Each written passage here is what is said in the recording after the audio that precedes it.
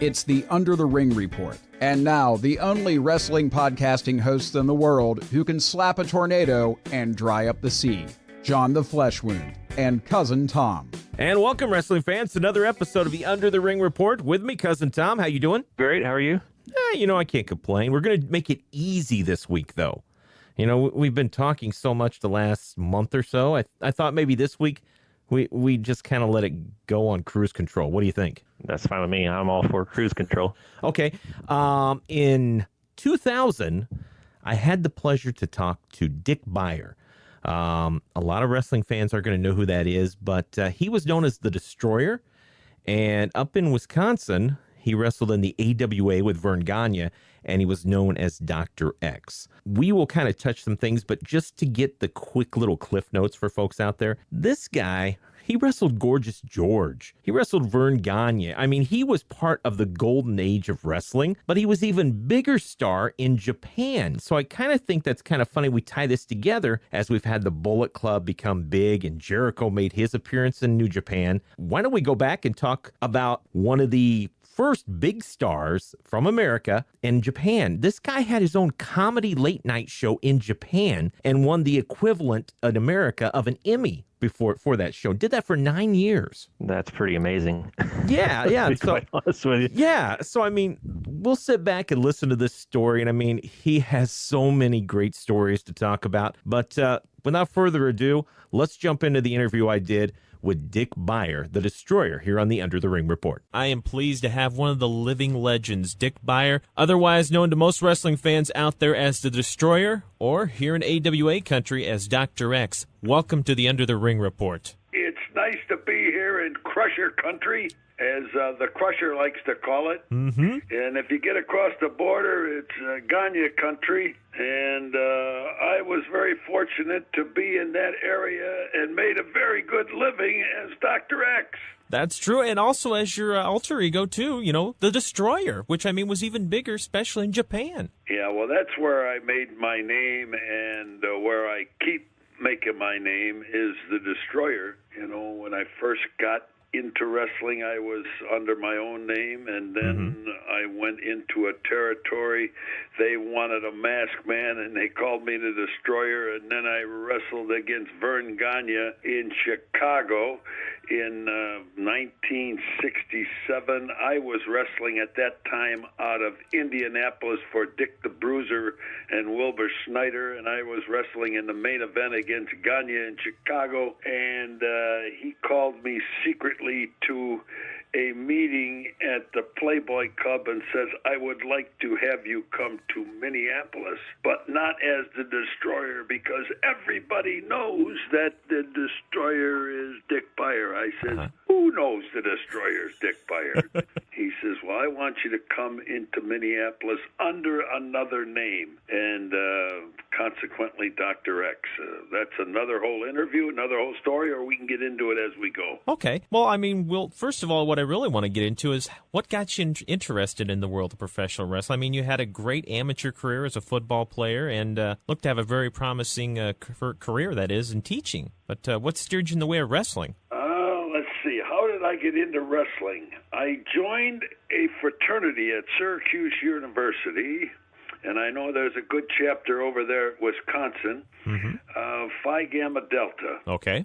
And my fraternity father was captain of the wrestling team. Now, this was his senior year, and my second semester, well, actually the first, my sophomore year. Okay. And I'm being initiated into Phi Gamma Delta, and the heavyweight on the wrestling team, who was also a football player, blew his knee out, and they needed a heavyweight wrestler. Mm-hmm. Now, I never wrestled in high school.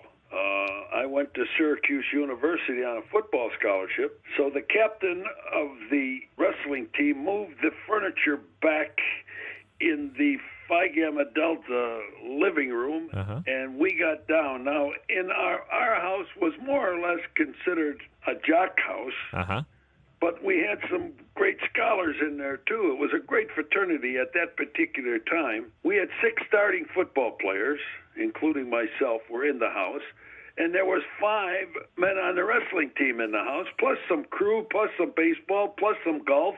So the wrestlers that were in the house, my fraternity father was a 155-pounder. The heavyweight was Bill Sky, and he blew his knee out. The 77-pounder was Enzo Marinelli, Italian fellow who was actually my roommate. And then 2 lighter weights that were from Oklahoma. Tom McDougal was one of them, and Lee Martin was the other. They took turns of showing me something, what to do, for about an hour on the living room floor of the Phi Gamma Delta house, pushed my nose from one end to the other and said, "Boy, you got great balance." I said, "Yeah."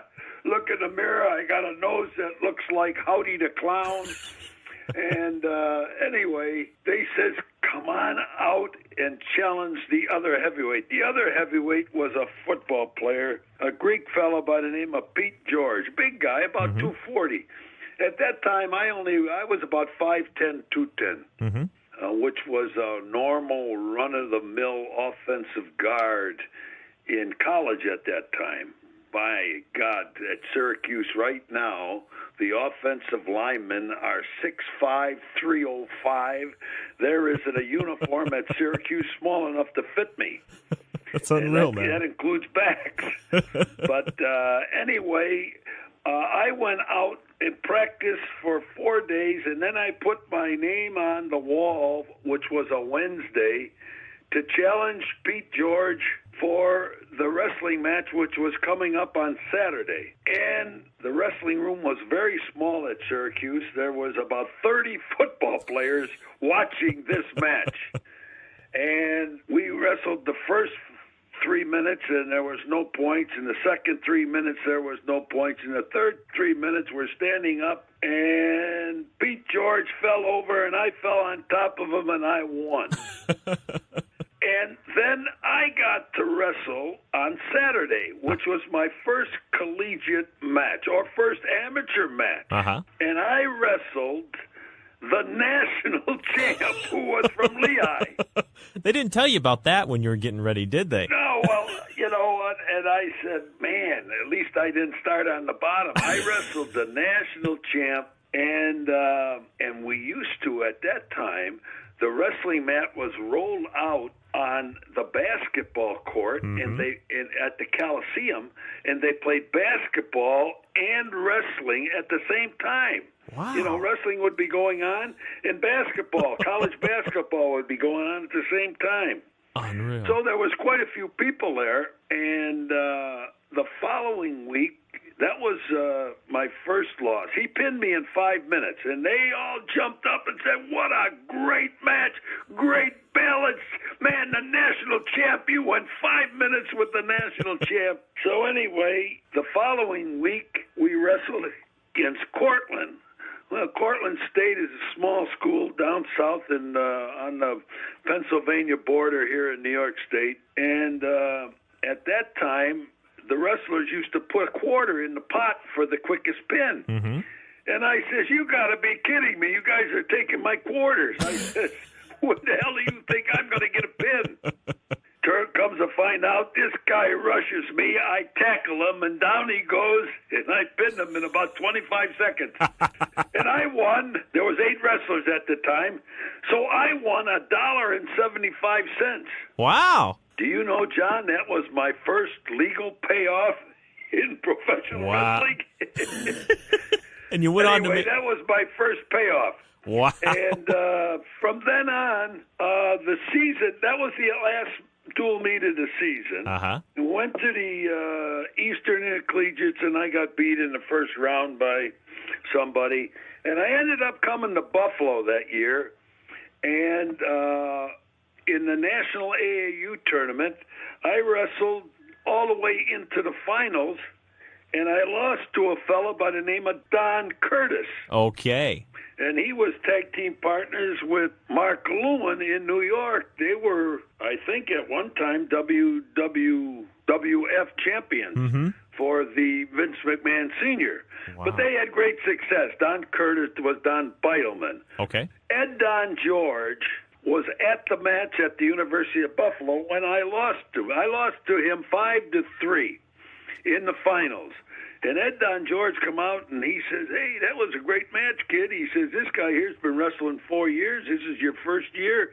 He says, "He's going to sign right today to be a pro wrestler," which he did. I watched him sign. Uh-huh. And Ed Don George at that time said to me, "Anytime you want to go to pro wrestling in Buffalo," which was my home, or Rochester, which was halfway between Syracuse and Buffalo, he said, "If you want to come to any of the matches, there'll be free tickets waiting for you. And if at the end of your college career you want to go into pro wrestling, let me know." Well, that's what I did. I went to a lot of matches, and he'd come up to me and he says, "Watch every person and pick out a style that you like," and so on and so forth. So at the end of my senior year in college, wrestling helped me so much. I was an average football player, and I went to the national tournament, AAU, in my graduate year.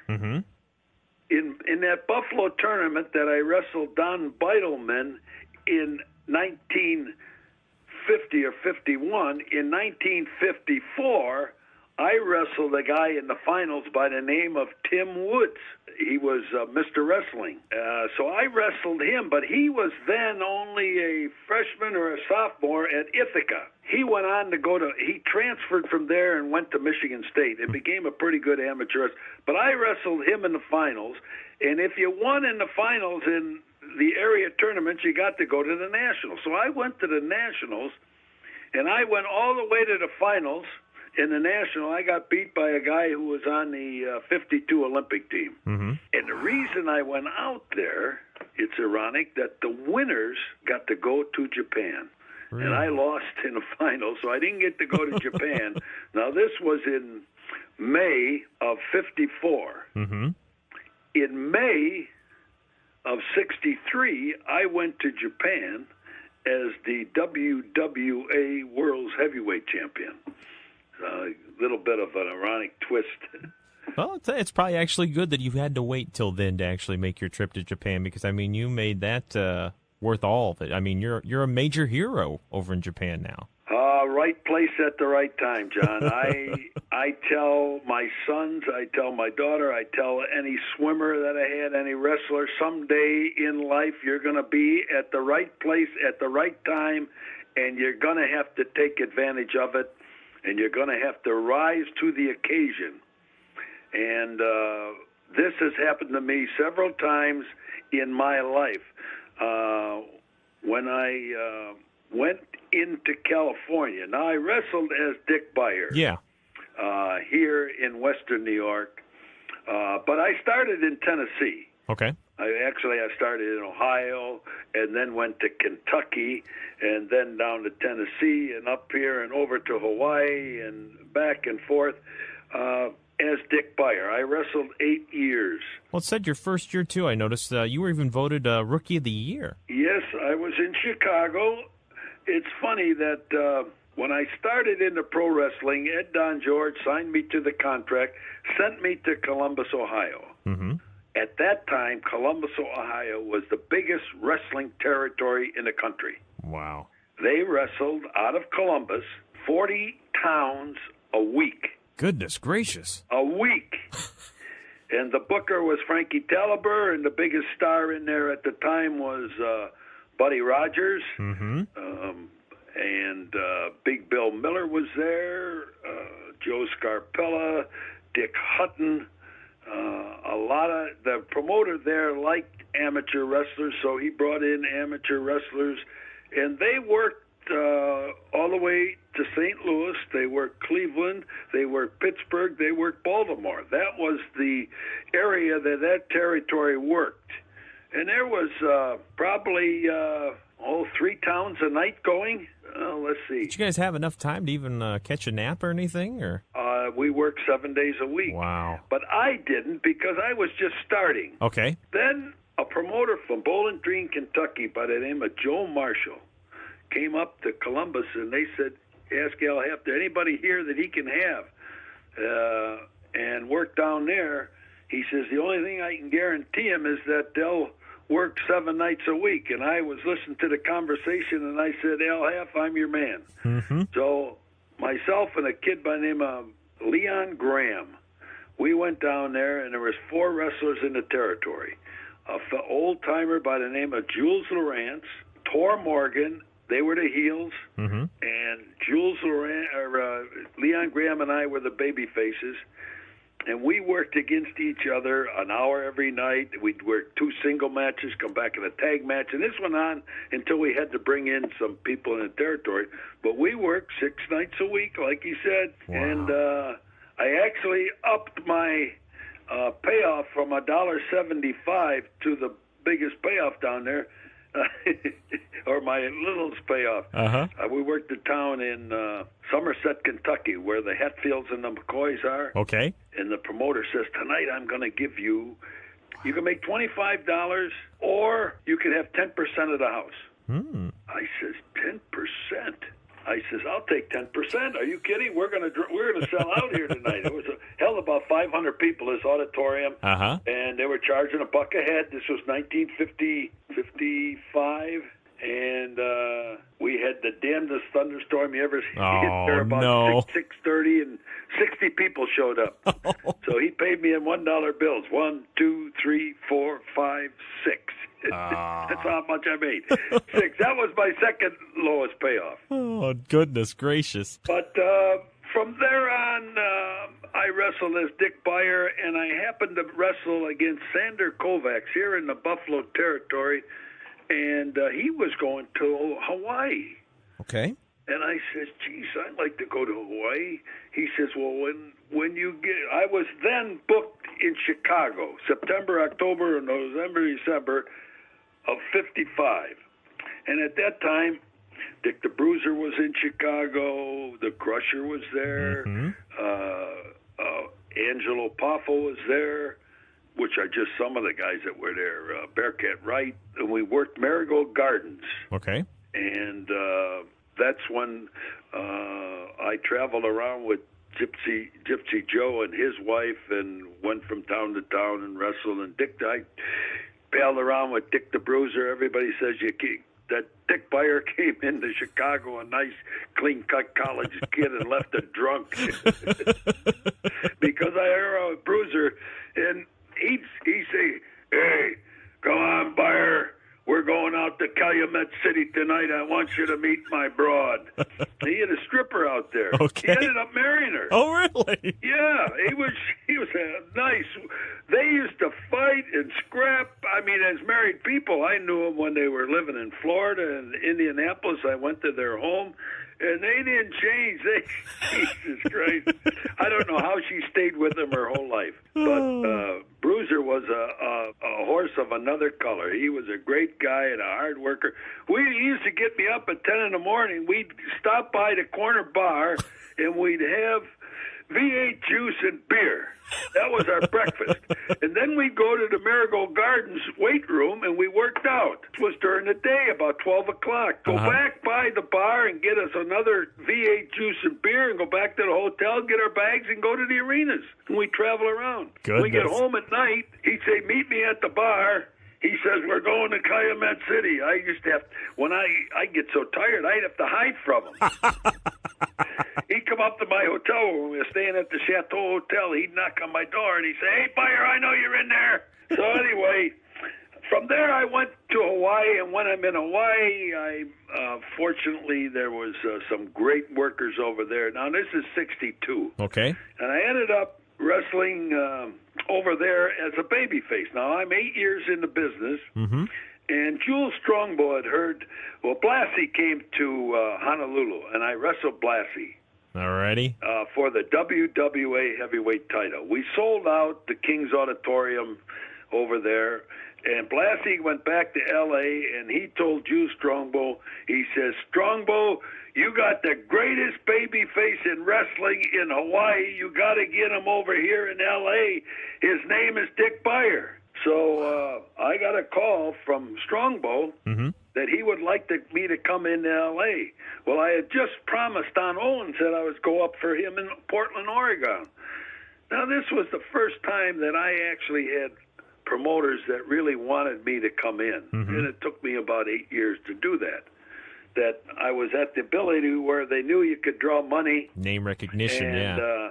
I called Don Owens. I said, Don, I got a chance to go to L.A. And he says, well, you don't want to come to my chicken shit territory. Well, he says, I tell you what, he said, I'd like to go out of your contract with me. He says, but you got to promise me when you get through down there making that big money in L.A., you'll come up here to Oregon and work for me in this chicken shit territory. That's the way Don Owens used to talk. Okay. Greatest promoter I ever worked for. When I finished L.A., I went up there, and he says, you know what? He says, you're the only wrestler that I know so far that has kept his word. Real. He said, you said you were coming in.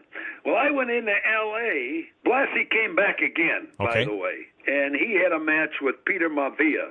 And studio wrestling had just started out, television over there, and I turned heel. By the time Blassie comes back, he's going to work with Peter Maivia over there, and I'm going to be his second. Blassie goes back to L.A., and he says, that good baby face is now a hell of a heel.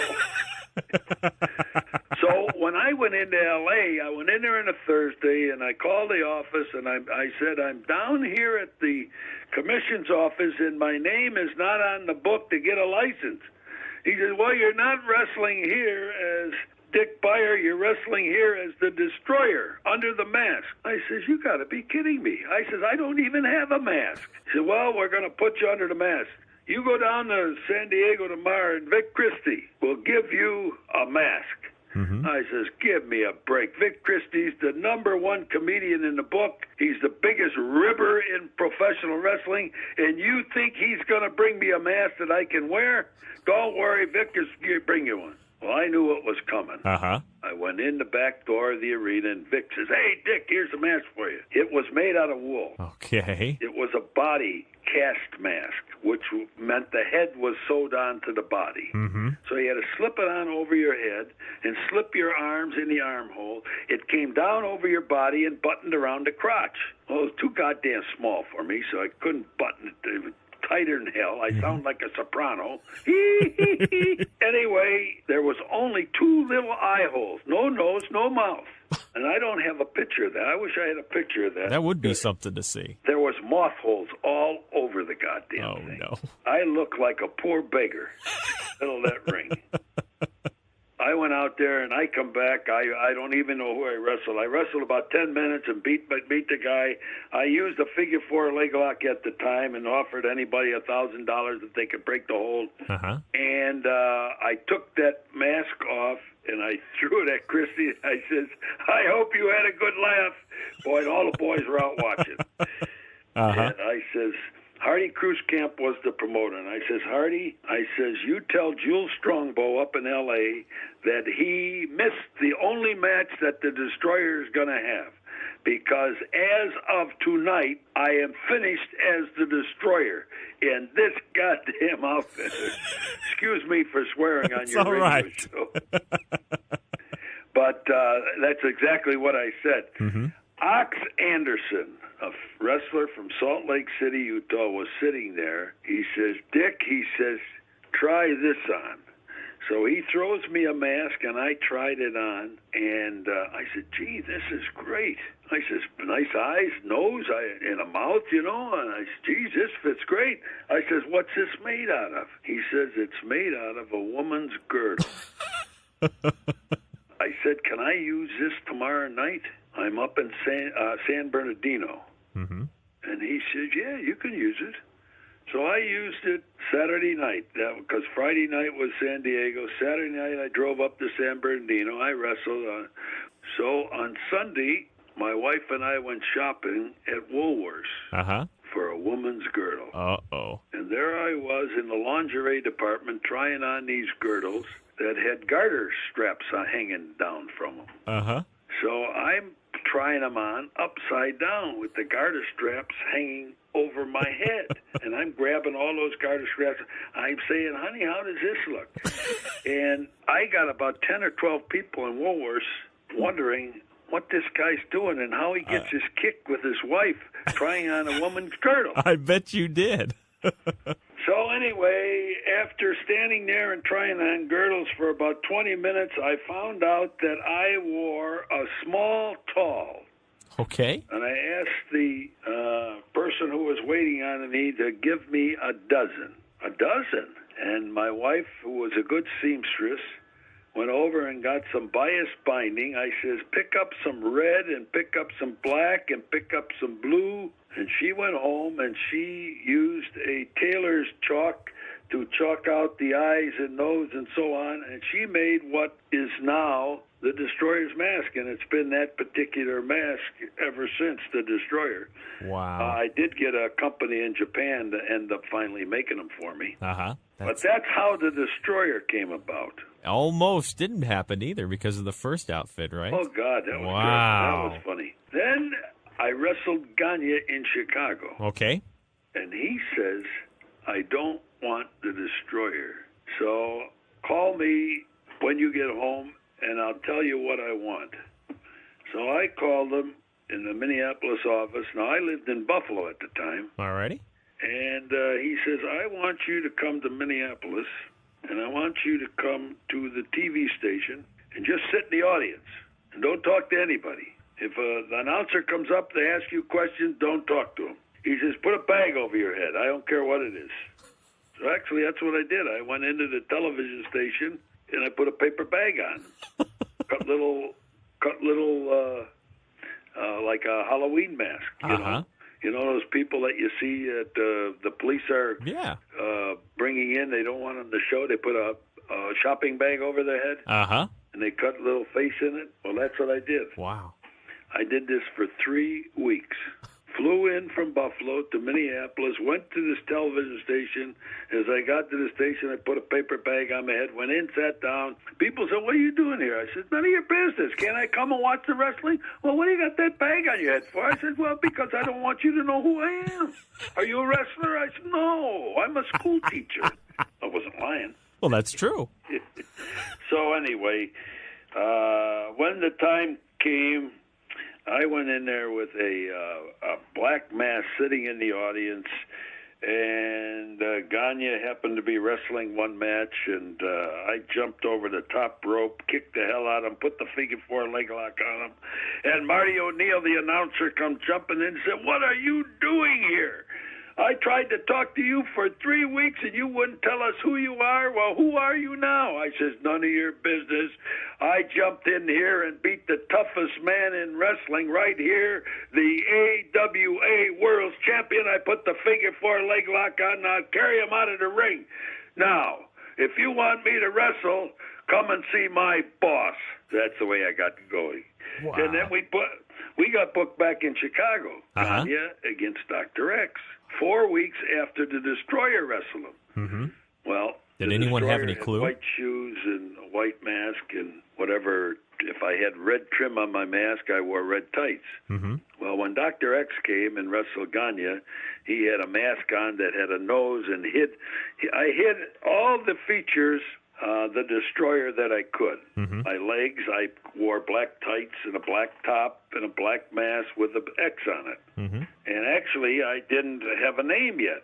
Oh, really? No, I didn't. They said, so somebody said, well, he looks like a duck. Yeah, he looks like a quack. And so on and so forth. And then, well, I says, maybe I'm a doctor. And I had an X on my, Dr. X came out. So. Wow. So that's how I got going in there as Dr. X. I went right in after Gagne, went into Chicago, and I had a great run there. I mean, you were the AWA World Heavyweight Champion for a time, too, beating Vern Gagne. Just a short period. Yep. But I found out when I was wrestling, even though I was the WWA World Champion out in Los Angeles, and I was the AWA Champion, and I was Tag Team Champions in various territories, and I worked in Japan, I found out that I used my mask as a belt. I mean, if you beat me, you got to take the mask off. You had to beat me 2 pinfalls or submission falls out of 3 to do it. And I said, and it's awful tough, and somebody says, well, can't they get that mask off you? I tell them, I says, have you ever tried to take a girdle off a woman that didn't want it off?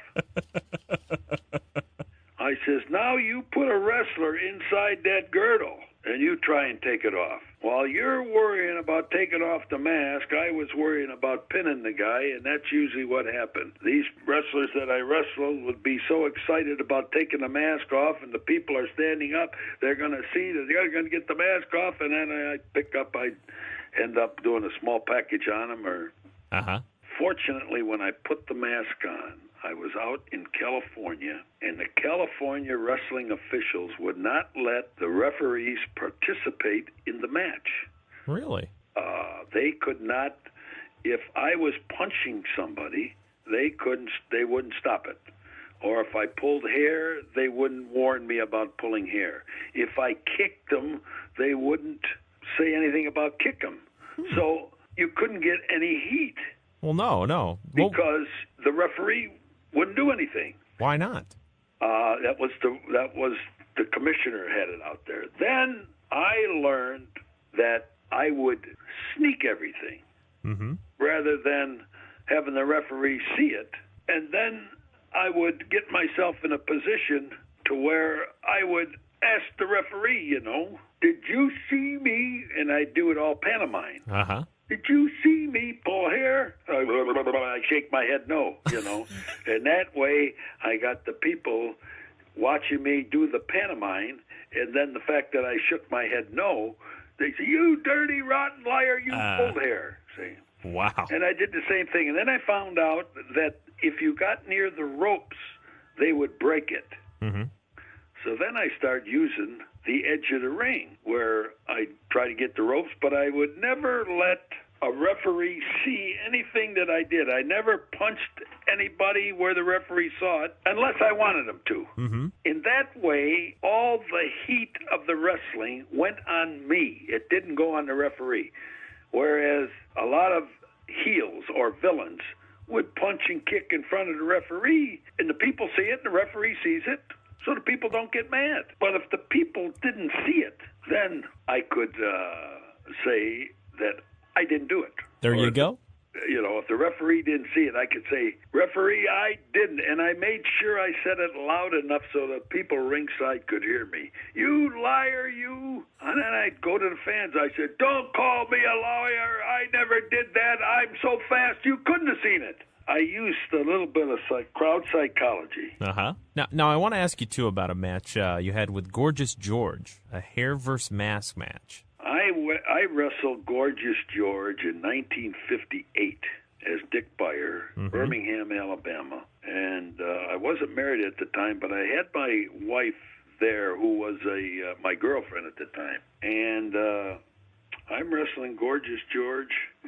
I might have been 59, and I got married in 59, so I might have been married. Okay. But I'm wrestling him in Birmingham, Alabama, and the place is packed. Now, this is after Gorgeous George. He had a great run in the late 40s and 50s, made more money than anybody ever made. And now this is a Gorgeous George that has gone through a couple wives, and he's not as good as he was, but this was in 59. But we had a great match. He was a great wrestler, a good wrestler. And my wife still remembers that there was a woman, second row ringside, standing up on the chairs, cheering for me. Of course, I was a baby face and he was a heel. And she was nursing a baby at second row ringside. And she's standing up with this baby nursing. Hey, get him, Dick, get him. And my wife is there, and she says, she says, I've seen everything. Then in 1963, when I was a WWA champion, I went by Gorgeous George's bar. He had a bar on Sepulveda Avenue out in the valley. And I had heard about his bar. So I went by his bar about 4 o'clock in the afternoon. I was by myself. I was on my way up to Bakersfield, which is the same road that runs up through out in the valley to Bakersfield. It was a Thursday because we wrestled on a Thursday. And there was nobody in the bar except he and his valet at the time, which was his third wife. Okay. And he wasn't wrestling. He hadn't been wrestling in 2 or 3 years. And he had this bar. It was beautiful. He had 2 life-size mannequins as you went in the door. Wow. Dressed up like Gorgeous George outfits, and he had pictures on the wall from the ceiling to the floor. It was a long bar. Uh-huh. And from of every movie star you could think of in Hollywood. I mean, he had an orchid ranch at one time where everything was painted purple. He lost that to his first wife and lost whatever he was raising. I think he was raising turkeys. Mm-hmm. Anyway, and then he lost a lot of money through his second wife, and now he's got a beer bar in Sepulveda. So he asked me, he says, Dick, he says, do you think that Jules would book you and I in a mask versus hair match? I said, I don't know. I'll ask him. I says, but George, you can't beat me. He says, I don't care. He says, I'll shave my head. He says, I'll bring my valets, I'll bring my barbers for an interview and have them do my hair. And the night of the match, I'll bring them. And if you beat me, he says, I'll shave my head. So I had trouble selling that to Jules Strongbow. Jules Strongbow didn't think it would draw. Really? So he ran it, instead of running it on a special night on a Friday, he ran it on a regular television night on a Wednesday. But he ran it in an off-TV match. TV was on from 9 to 10, and he ran it for 10. And it did draw fairly well.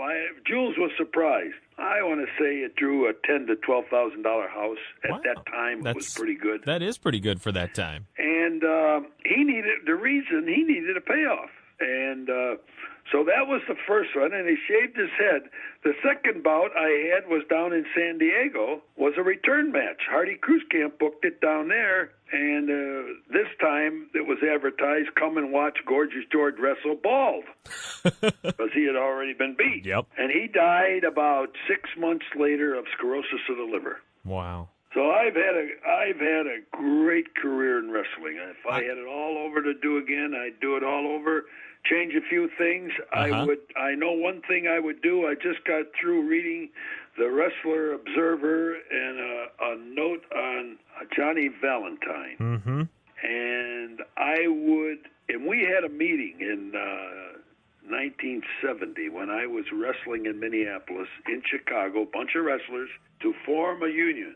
And the only thing that I regret is that I didn't, and I had enough intelligence that I thought that I could organize some of the wrestlers to where we could form some kind of a union. Mm-hmm.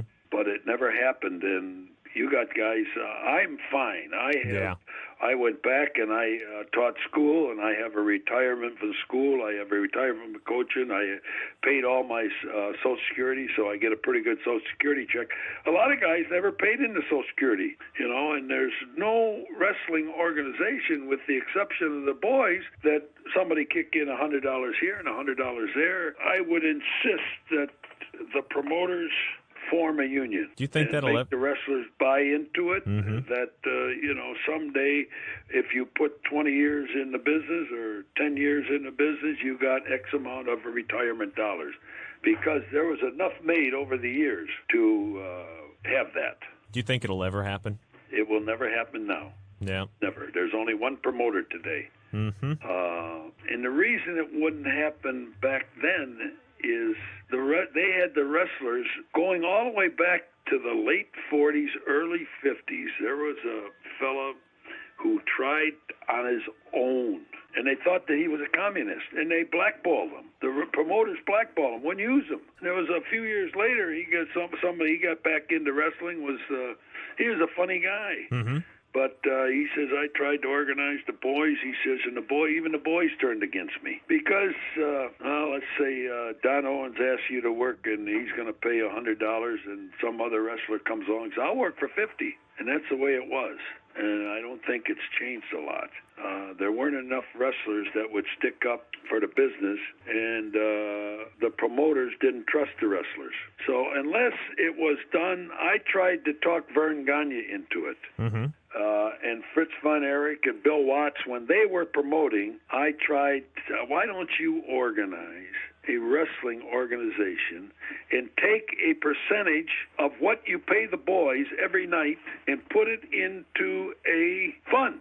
Yeah. I think when I was wrestling in the 50s, 60s, 70s, there was probably 100 wrestling shows a night. Mm-hmm. I know Gagne, when I was working the Minneapolis territory, there'd be 2 towns going a night out of that territory, and there was 50 territories around the country. When I first started, there was 50 territories around the country. So there was a territory in New York. They run a couple towns a night. There was a couple towns a night out of Toronto. There was a couple Columbus. They ran towns, Yeah. So if they took a little portion of every gate, 1% or 2%, put it in a fund, they could have had a union. And that's the only thing that I regret that I didn't. So that wrestlers today, I go to the Cauliflower Alley Convention, I go down to the Gulf Coast Wrestling reunions, I go to all the reunions I can, and I like seeing all the guys, Yeah. but I don't like seeing them crippled up without a penny in their pocket. Yeah, that's the sad thing right now. And it's not going to change because right now the wrestlers have no leverage. No. If I didn't like wrestling for Vern Gagne when I was in Minneapolis, I picked up the phone and I called Fritz von Erich. I said, Fritz, I'd like to move. I'm up here in Minneapolis. I had a good run. Can you use me? He'd say, sure.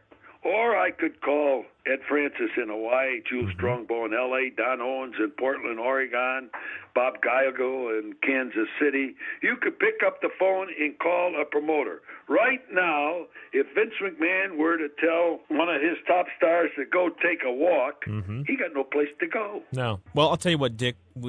I'll tell you what. We need about 3 or 4 days just to cover everything that you have accomplished in wrestling. I mean, we never even got to talking about your time in Japan. So, I mean, we're going to have to make a point to try and get back together to talk about that. And, well, my trip to Japan, right place at the right time. Yep. I did a TV show and ended up the #1 comedy TV show in Japan. Talk about going from one end of the country to the other, trying to make a TV show. Oh, I've made some trips over there. Japan treated me great, but I wrestled Ricky Dozen in May of '63. 70 million people watched the match. And I don't know how you calculate 70 million people watching that match in '63. But the Super Bowl rating this year didn't have 70 million people in the United States watching it. Heck no. But that's what and to this day, that's the highest rated commercial television show in Japanese history. So that's why I became instantly popular. They called me Shiro, meaning white. Shiro no devil. Devil is a devil. Shiro no devil, which is white devil. Really? And that's the way I became for about 9 years. And then I went to work for Giant Baba, and now I'm working for a Japanese company against the Americans, not wrestling any different, but the Japanese people are loving me because now I am wrestling against the Americans, doing the same thing I was doing to the Japanese, but they love it. That's great, though. So I went to Japan for Baba for 1 year, and because of the television show I got involved in, I stayed 6.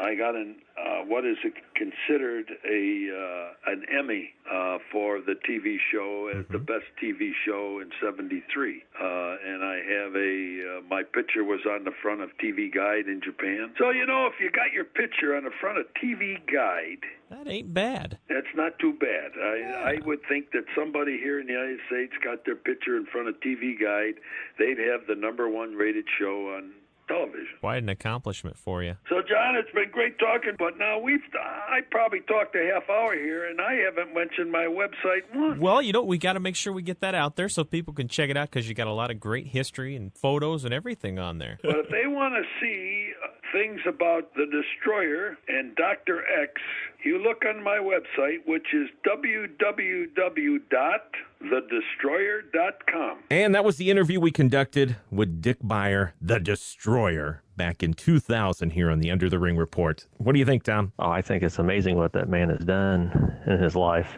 and the accomplishments and the awards that he's won. Yep. It's just unheard of. Yeah, there'll never be another person like that, if you ask me. Thanks a lot, guys, for joining us for this special edition of the Under the Ring Report. And don't forget, guys, if you got a chance, head over to Instagram and check out our Instagram at UTRR Podcast. And we post different collections of things that we have that we find interesting, and also some photos taken from actual live events that we've attended in the past. Hello, this is the intelligent, sensational Destroyer.